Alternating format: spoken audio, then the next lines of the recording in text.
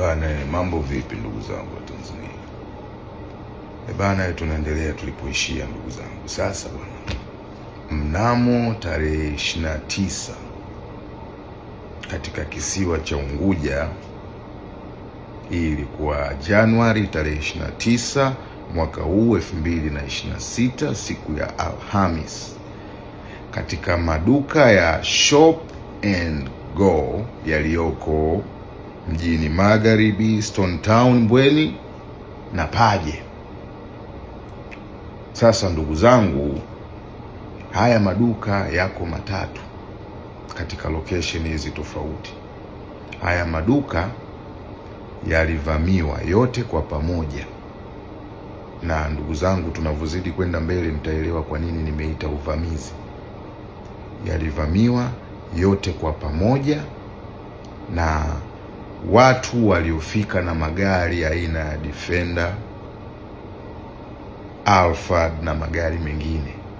Sasa watu hawa walivyofika tu eneo la tukio, maeneo haya ya tukio, cha kwanza walichokifanya, walianza kuchomoa seva za CCTV kamera na kuhakikisha hakuna njia yoyote au mtu yoyote anayerekodi au kuchukua kumbukumbu ya chochote kilichokuwa kinaendelea pale.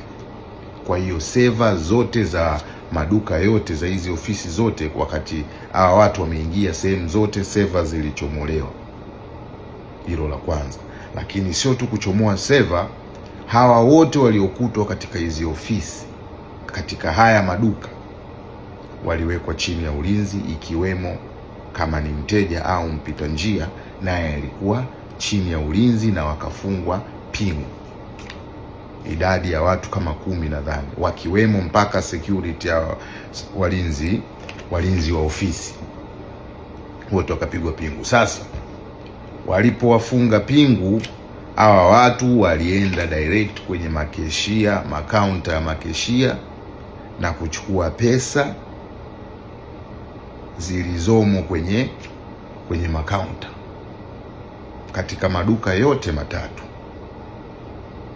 Baada ya hapo wakaproceed na kuondoka na hawa watu wote waliowakamata katika location tofauti kuelekea kwenye ofisi zao za wapi, za kidimni, sijui wanaziita ofisi za kidimni, si kama mnanielewa ndugu zangu.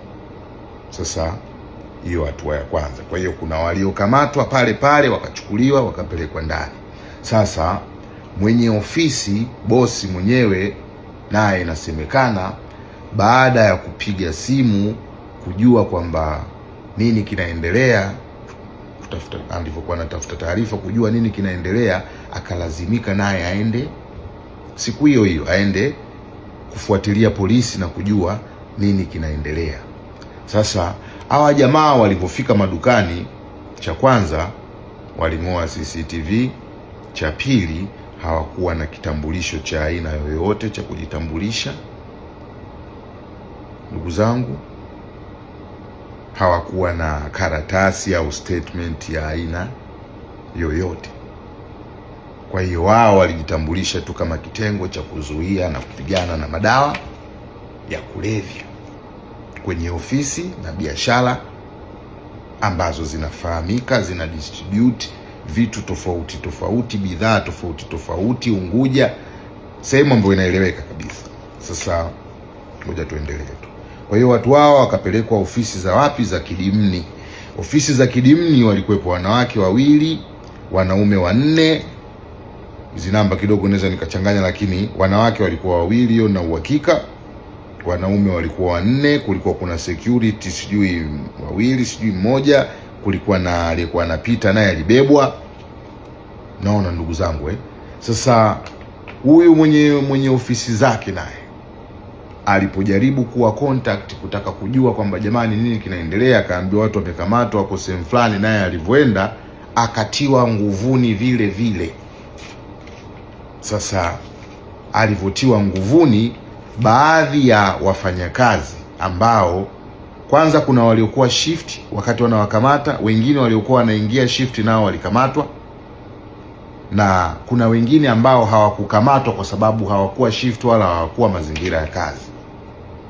Sasa hawa waliokuwa hawakuwa mazingira ya kazi ndio walioanza kuwahangaikia wenzao jinsi ya kuwatoa humu kwenye malockup na kuwatafutia mdhamana na vitu kama hivyo. Kwa hiyo kwa taarifa nilizopewa, waliopata mdhamana kwanza walikuwa ni 5.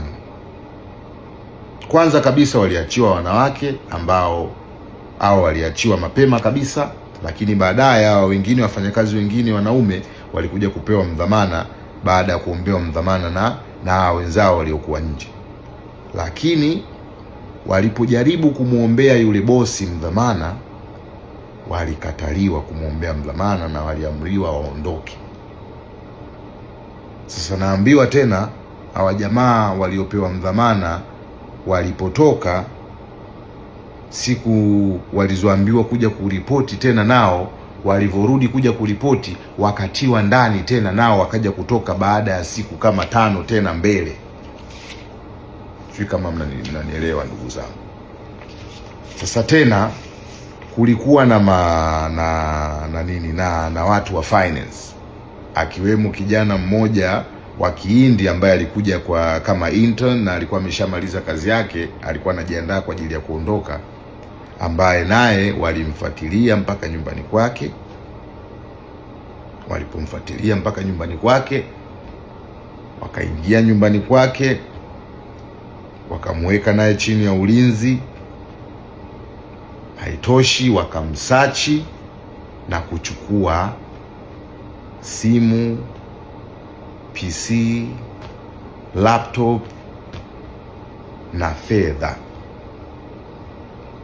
Sasa muhusika mwenyewe anasema alichukuliwa fedha za kigeni na alichukuliwa fedha za Tanzanian shillings.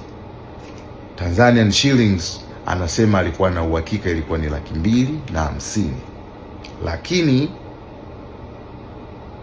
hizi dola ilikuwa ni mchanganyiko wa dola na euro, hana uhakika ilikuwa ni kiasi gani, ila anachosema yeye kwa maelezo yake vilikuwa ni kama ukiunganisha vidole viwili upana wake. Sasa mnaweza mkapiga hesabu, kwa sababu sijui zilikuwa ni noti za shilingi ngapi, kwa mimi mwenyewe siwezi kujua, ila hiyo ndio ilikuwa lugha yake ya picha ya haraka haraka.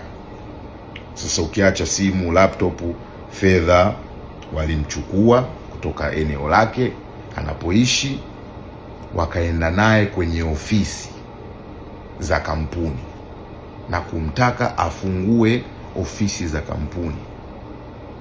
Yule kijana kwa sababu hakuwa kazini na alikuwa muda wake wa kuondoka ulikuwa umeshafika, anajiandaa kwenda na kurudi tena kwa ajili ya kazi kama itamradhimu hivyo, basi hakuwa na funguo za ofisi. Kwa hiyo naye alipokuwa hana funguo za ofisi, ndugu zangu, wakavunja mlango.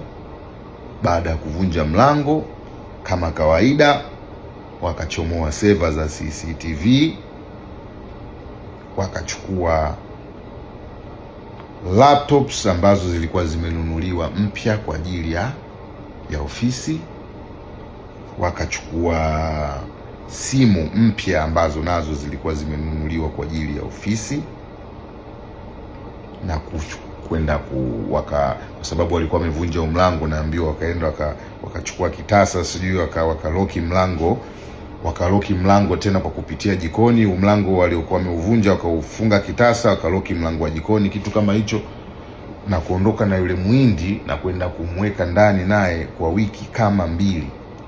Na kwa maelezo niliyopewa, huyu bwana amepitia shida nyingi kutokana na hakuwa na mawasiliano na familia yake, na familia yake hawakuwa wanajua exactly kitu gani kinaendelea.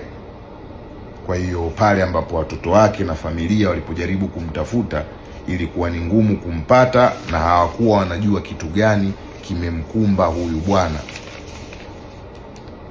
Sasa ndugu zangu, kabla hata sijaendelea, kwanza